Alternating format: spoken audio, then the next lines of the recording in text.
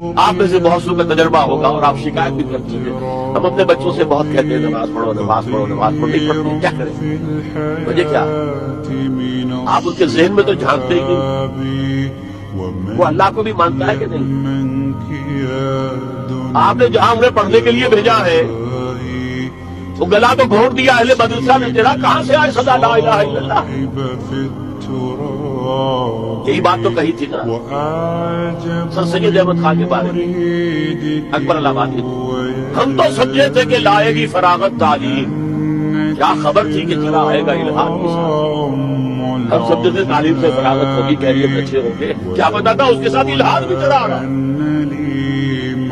تو جو کچھ یونیورسٹیوں میں پڑھا ہے انہوں نے اگر پڑھی ہے بایولوجی، ڈاروین کا نظریہ پڑھا، ان کے دماغوں میں بیٹھا ہوا ہے، انسان تو صرف ذرا زیادہ ترقی یافتہ حیوان ہے اور کچھ بھی نہیں، there is no essential difference۔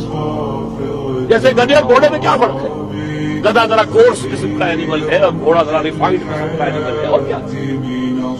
اسی طرح شمپنزی ہے، گوریلا ہے، وہ ذرا کورس قسم کے اینیمل ہیں، ہم ذرا ریفائنڈ ہیں، کپڑے پہنتے ہیں، یہ نہاتے ہیں دھوتے ہیں، بس ہم کیا؟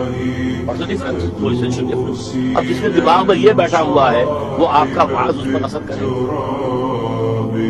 پہلے فکر کی تطہیر کرنی ہوگی اور ایمان کی ترویج کرنی ہوگی، پاک کرو اس کو، ان کے ذہنوں کو نظریات سے، اور ان کے اندر قائم کرو ایمان اللہ کا اور رسالت کا، پھر اگر کہو کہ بھائی قرآن کی نماز پڑھے گا، ورنہ وہ قرآن کو نہیں مانتا، رسول کو نہیں مانتا، اللہ کو نہیں مانتا، اس نے کیا آپ کی بات